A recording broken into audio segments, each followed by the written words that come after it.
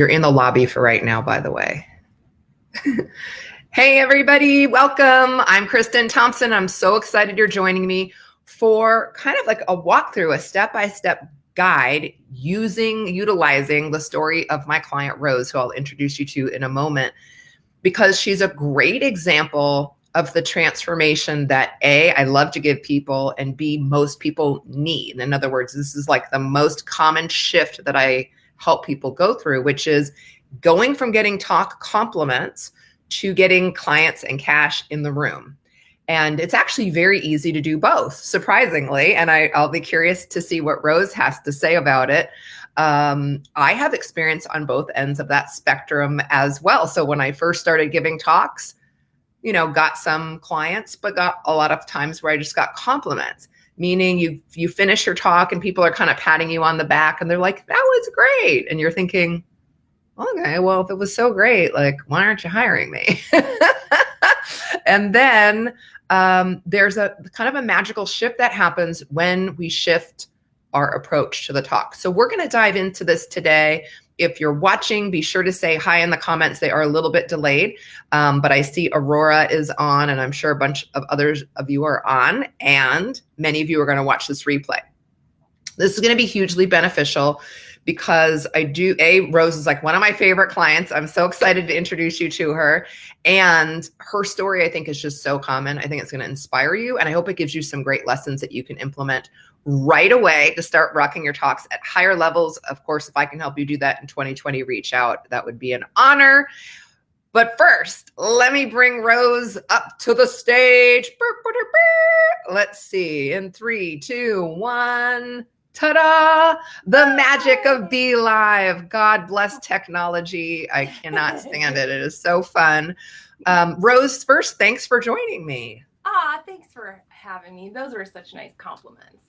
Well, you are like, if I could, mold a perfect client, and I have many of them, but you are an example of just like, if I could just handpick the perfect client, you're it. And let me tell you why, because it'll help other people as well see it in themselves. Meaning, and think of it this way, maybe if you're not a client of mine, the perfect candidate to go rock your talk and really slay.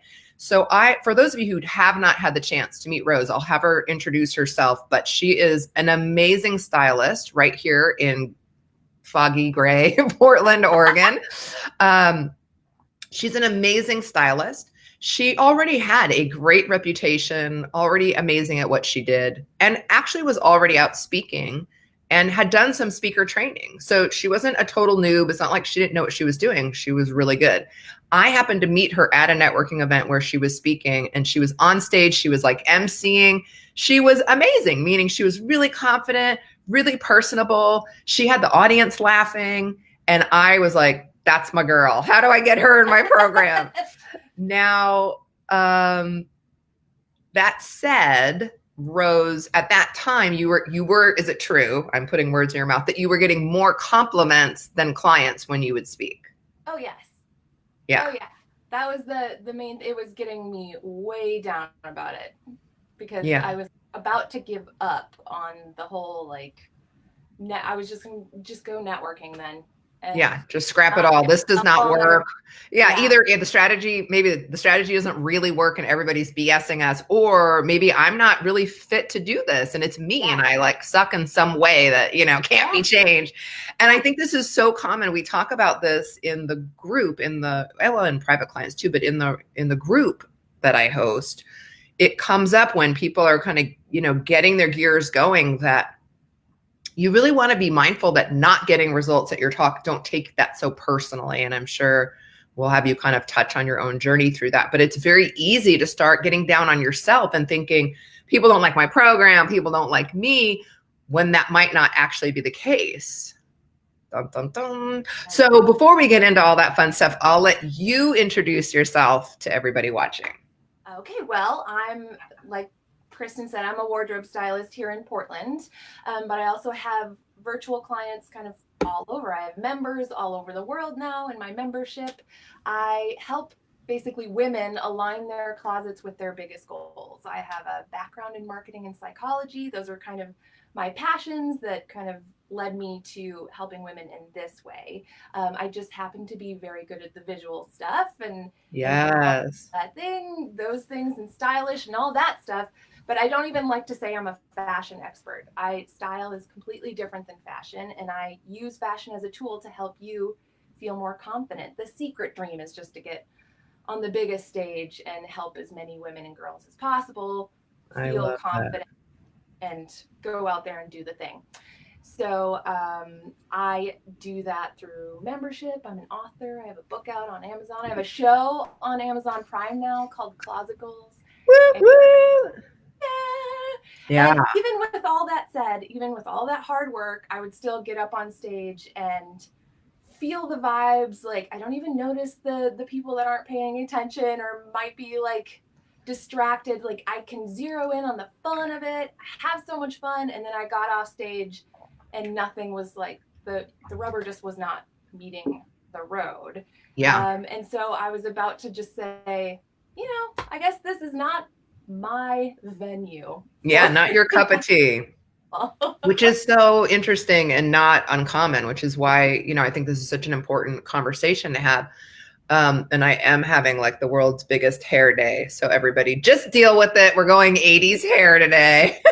I brought the shoulder pads for the 80s. Oh, I love it. I love it. Well, a couple of things. Rose is an amazing stylist, and she helped me prepare for the rise. And if you have been following me for any stretch of time, I'm like a real kind of ragamuffin, like really quirky style, and it's not super polished. And so I kind of feel like it's pretty challenging to style me. And so I had a great experience with Rose myself when I hired her, just helping me pull together how I wanted to present myself on stage. So if you are going to be speaking on stages, or you have video shoots coming up, or you want to be in magazines, or you got TV shows, or you're even just going to be doing tons of lives like I do, definitely connect with Rose, because it makes a world of difference to just not have to worry or wonder, to know that you're embodying your brand, which is of course, the first step that we talk about here at Speak, Serve, Grow is be your brand, like figure out who you are, and style is a huge part of that. So that's just that's not the point of this, but I had to throw a little pitch in, as she is truly fabulous and I've hired her myself. So you've shared a little bit about what it was like before we were working together. And if I'm hearing you right, and I think a lot of people can relate to this, like you were getting opportunities, like you were maybe getting invited to go to networking groups or to do a speak or to introduce somebody. And it wasn't like when you were up that you were a complete disaster. Like you knew how to share about style and all of that good stuff. Yes. I think my biggest issue was I was doing the classic overteaching thing. I was just overwhelming people, and we were having a lot of fun, but there was no ask or offer. There was so much information. They would be so thankful for it, and then probably didn't apply any of it because it was just so much.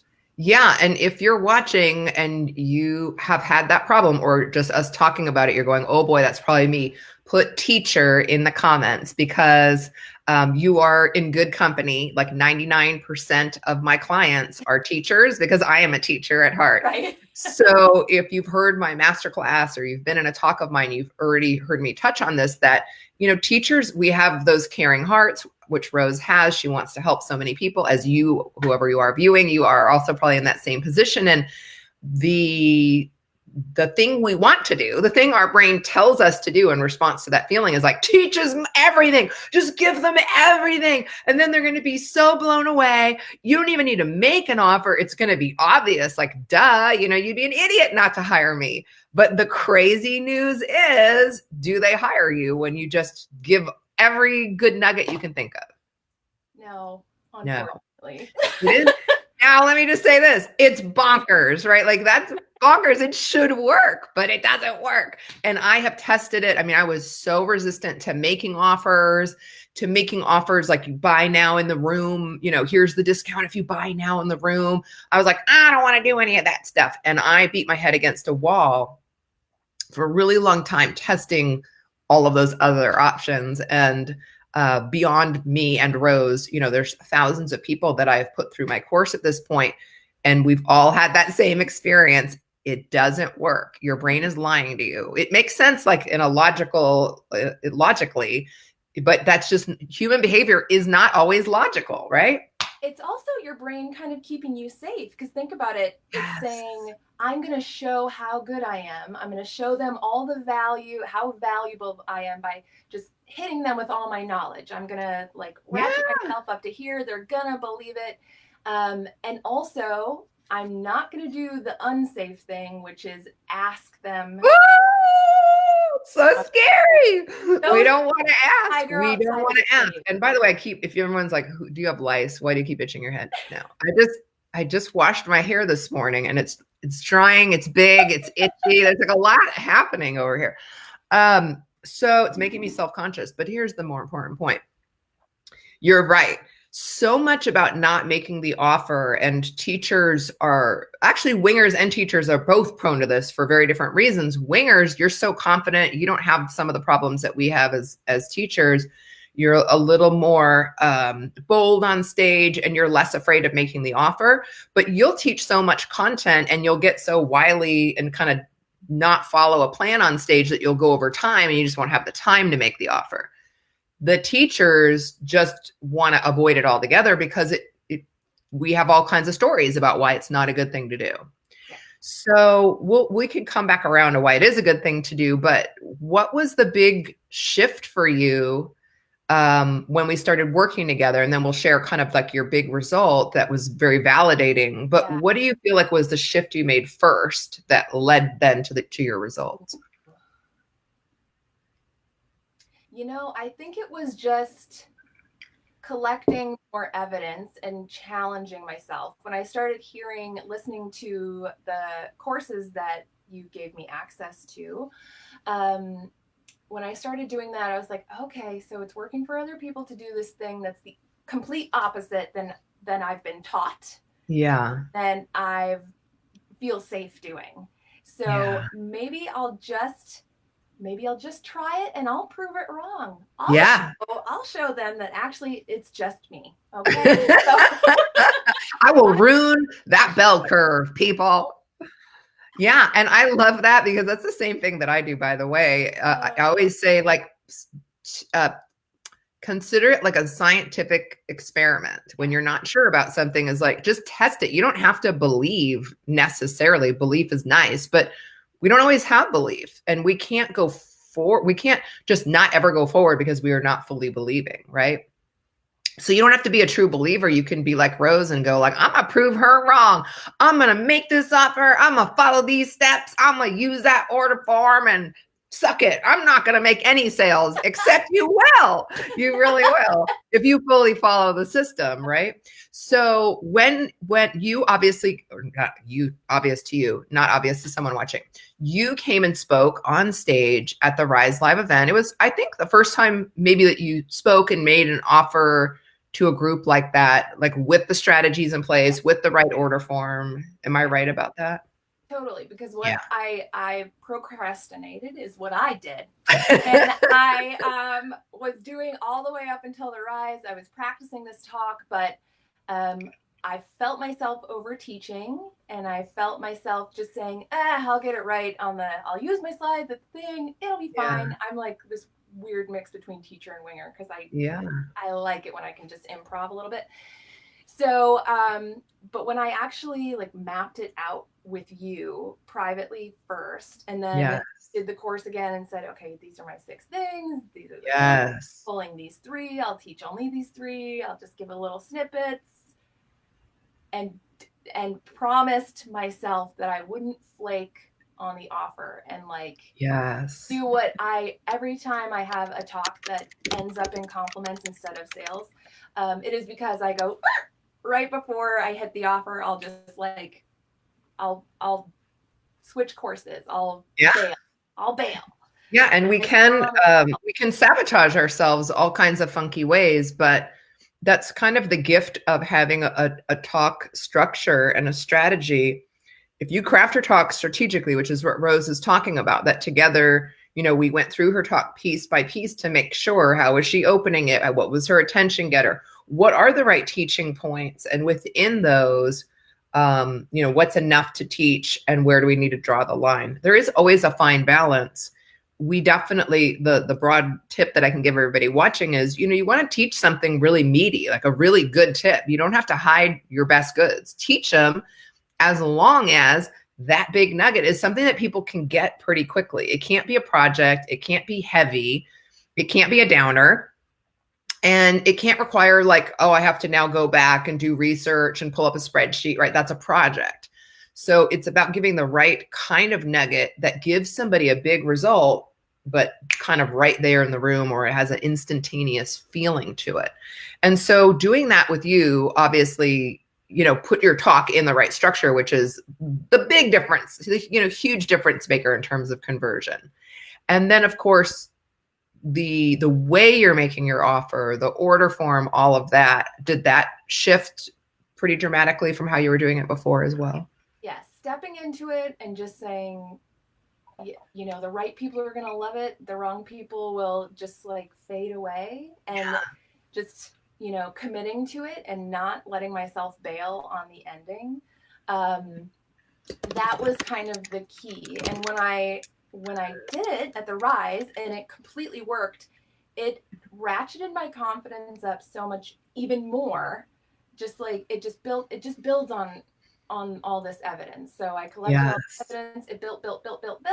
And then after the talk and the positive result of a lot of people signing up for my entry level thing, private clients signing up, that's when like a bigger thing happened.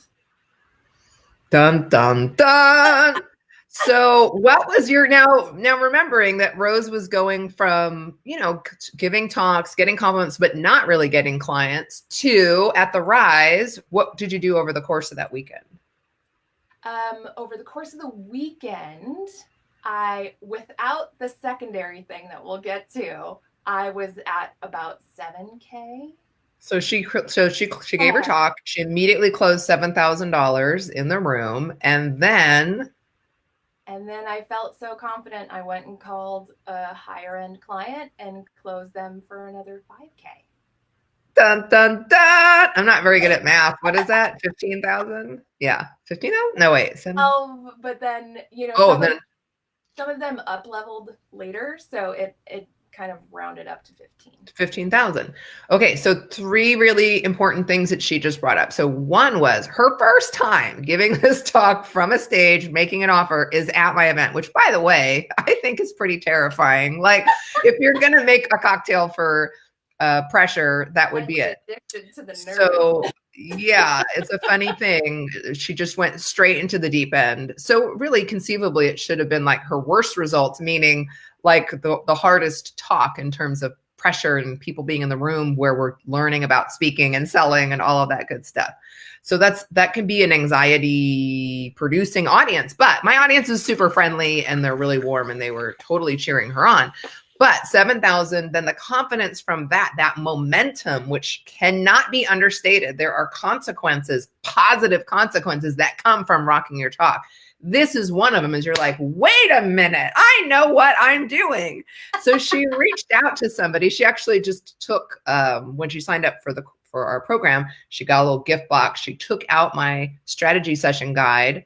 Do you want to tell them? Why am I telling your story? Because that was like a really fun moment at the Rise. I have it right on my desk under a bunch of papers that would be too loud. So I still have it next to me. Honestly, just looking at, I was on such a high from speaking that day that I don't even think I read the words, to be honest. I was just looking at it and feeling inspired and listening to the different things it must have been something that we talked about on stage about, because you teach so much more than speaking. It's like beyond that. But I thought about higher end services that I was already doing, but not really charging for, and how I could do it across the country instead of just here. And it just struck me that one person had been asking over and over again for what I wasn't offering yet. And if I just offered it to just said yes. Yes. And of course they did. Yeah, it's so amazing. So she gives her talk. She creates this rush of sales. She had joined my program. She got a gift box. She's looking at the strategy session guide. She's hearing us talk about making higher end offers, goes down the hall. She just disappeared for like, I don't know. It seemed like 15 minutes. I don't know how long you were really gone. She comes back in the room of the rise and she's waving the guide in the air. And she's like, you guys, I cannot believe this. I just closed another $5,000 client. So here's the thing. When you have your confidence underneath you and you have your yes goggles on, as I like to call them, we're in the place of like what is possible and you're in your power and you're in your confidence. You can see opportunities more clearly and you're more willing to go after them, which Rose was just such a beautiful example of that. And then as she was saying, some of the people who bought her course that created that initial $7,000 in sales up-leveled into higher level programs so that made her number go up even more. So it was her first $15,000 weekend, which is awesome. Woo, woo! So fun. $15,000 month. I've never reached that in a month, and I did it in a weekend. And I love that. I am the person that's like, yeah, right. When I hear these sorts of stories, yeah, the fact that I'm saying it,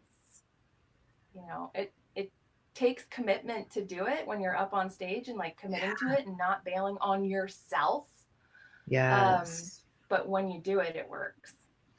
It's so amazing. And we could sit here for like 2 hours and not run out of things to share with people that would be valuable. But, a couple of things that you're saying that is so important. It is a little bit like walking through a fire. And once you do it, you'll get the bug. Like, at least for me, that's how it happened. And I know for you, you were like, oh, whoa, like this is real. And more is even possible than that, right? That was her first time.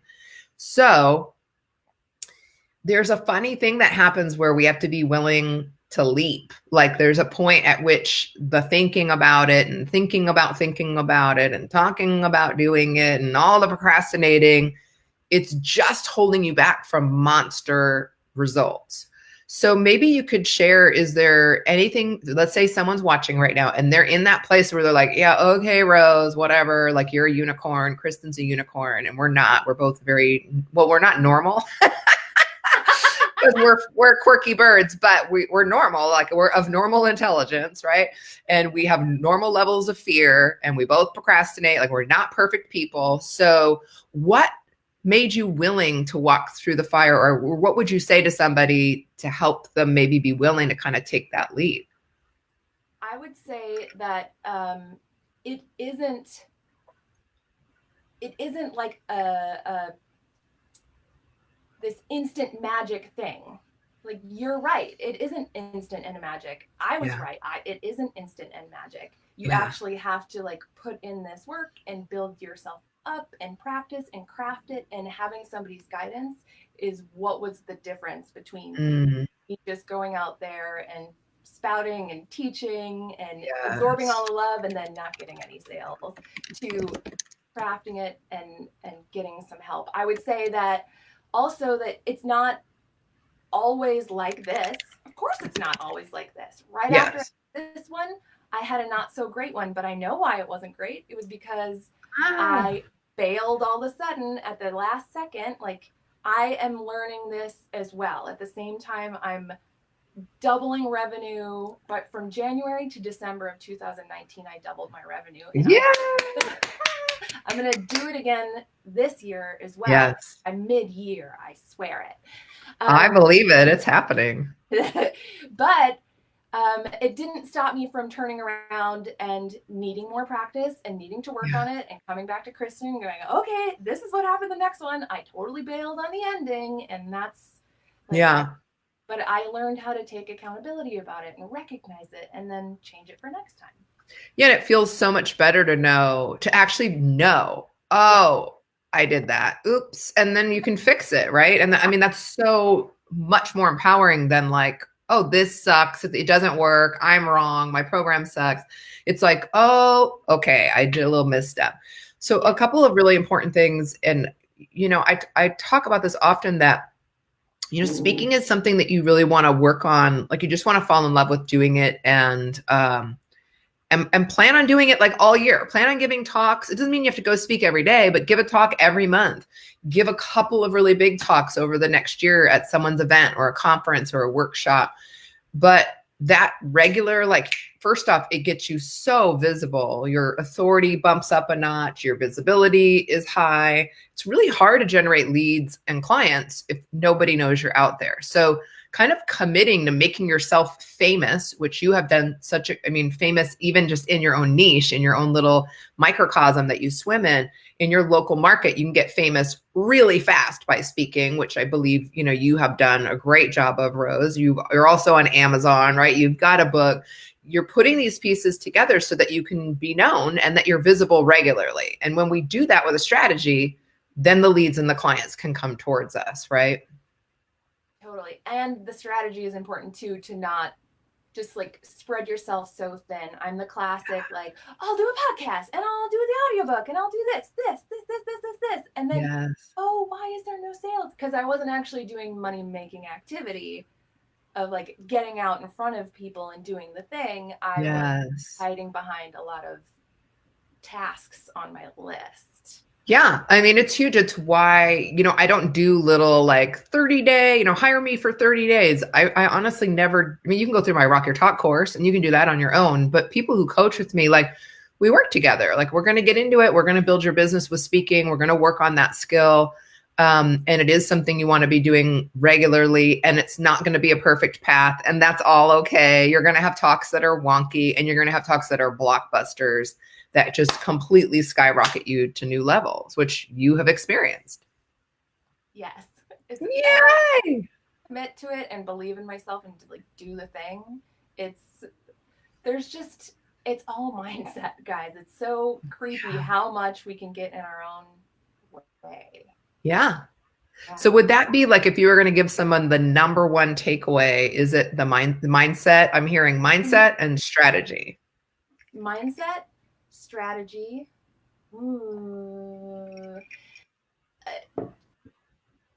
Just knowing that you're good enough to be up there and make that offer. Just knowing, truly, even if you have to brainwash yourself into knowing that your program is worth the investment, like, you have to be this huge fan of your own program so that you can authentically get up there and be like, this is great, I want to help you with it. It feels more like an invite instead of like, please help me.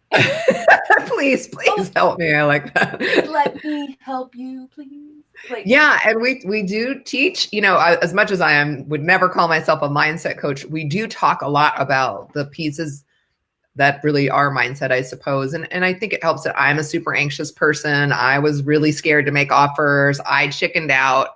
There was a streak of talks where I just skipped making the offer, and I did it over and over again. And I just got sick of it at some point, which, if you get yourself broke enough, you can get really pissed off, or you just have high standards for yourself. You don't have to get broke, but you could just get really frustrated, and then you'll be willing to break through to the other side. But one of the pieces of mindset that we talk about around making offers, and we do touch on this in my course and of course at the Rise and in everything we do, is we do it from a spirit of service. I mean, it helps so much to think about when you're offering your program, which is what I heard you saying just then, Rose. It's like, it's really like, hey, I always say, only offer it to the people who want it. Yes. Like, that should be your mindset. I'm only offering this to the people who want it. I'm not trying to make everybody buy it. I'm not begging people to come into my course so that I can make money this month. That's not the right energy. The right energy is, I'm going to teach you as much as I can in the time that we're here. And then for those of you who are super pumped about insert your topic and you want those big results and you want to experience this and you want to have that, here's where you want to go. Come over here, right? There's a little party happening over here. And that's so much more fun. And then our offer can actually be done with joy, with enthusiasm, with passion, with confidence, not because we're cocky, not because we think we're all that, but because we're so excited to help you, right? Yes, that spirit of service is, once you get out of your own way, it will shine through. Yeah. Because if you're a person that's following Kristin, you like her for reasons that she already said, like, you are probably similar in the fact that you care, and Yeah. this isn't like a scheme. You are really like in it to help people with whatever you Yes. have to offer. So getting out of your own way and letting it shine is kind of Yeah. number one. It's so important. Well, I love that. I adore you. I am so happy that I get to work with you and that you're my client and that I also hired you as my stylist to keep me pulled together as much as a Kristin Thompson can be. But I love it. I still look at all the pieces we bought together and I just like pet them and then I wear them and I feel good. But it's awesome. So, big takeaways, the little like mini recap for everything we just covered. Rose is an amazing stylist, so go track her down and have her get you vamped and ready. I was really nervous for lots of reasons. And again, like I am so excited about the work we did and the work we'll be doing together this year. It just helps to feel good in your own skin when you're on camera, when you're on stage, when you're doing a photo shoot, and like that you look like you, like the best version of you. She was already great at speaking, right? But getting compliments, a lot of you are stuck in that place.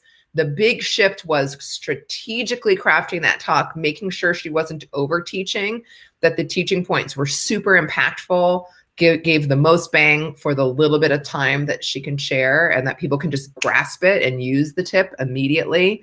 That made a huge difference. Then also just kind of like the way that we teach you to make your offer. We have a certain way of like leading people through the order form and all of that. That's really important to your conversions. But more than anything was her just feeling really good about the talk and being excited to help people and invite them in. And that when you're willing to walk through that fire and walk through that mindset block of like, I'm not good enough, or who's going to listen to me, or nobody's going to buy, if you're willing to just test it, be a scientist for a minute and just try to prove me wrong by following my suggestions, you might just prove me right and have a record-breaking sales experience like Rose did. Again, her first $15,000 weekend, which she had never even done $15,000 in a month. Now she's off to the races. She's really set herself up for an amazing year. And you can do the very same thing. Speaking is a skill. It's not a magical talent. Neither of us were born with this ability that I'm aware of for sure. We've both given talks where we walked out with nothing and we did it over and over again. And the strategy and the mindset is the magic. It's not magic, but it is kind of magic. Feels like it. It feels like magic when you're like, oh, holy cow, I got a big old rush of clients and it's really exciting. And then you get to do the thing that you're so great at. Like you get to make people look fabulous and I get to help them with their talks, and somebody who's watching might help people fix their finances or fix their marriage. Like we're saving lives here, even if it doesn't feel like it. Well, Rose, thank you so much again for joining me and sharing your story. I'm sure we're going to have to do at least another one of these during the year because you're going to be absolutely slaying it. And of course, people who come to the live event at the end of the year will get to meet Rose in person. And if you're smart, you'll have her style you before you show up. You can connect with her again. Her name is Rose Jubb. Rose, what is your, what's the best way for people to find you online? You can find me everywhere under My Style Class, all one word. So on Facebook, My Style Class, Instagram, the same, and mystyleclass.com. Awesome. I'm going to put that up on the screen. So yeah, make sure you go follow her, My Style Class with Rose Jubb.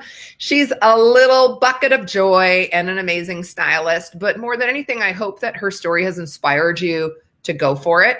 You are worthy. Your message is worthy. And someone out there is waiting right now. They don't even know it, but they're waiting to hear the message through your voice, through your personality and your expertise. So go out there and make a difference. Speak your message, serve your purpose, grow your business by rocking your talk.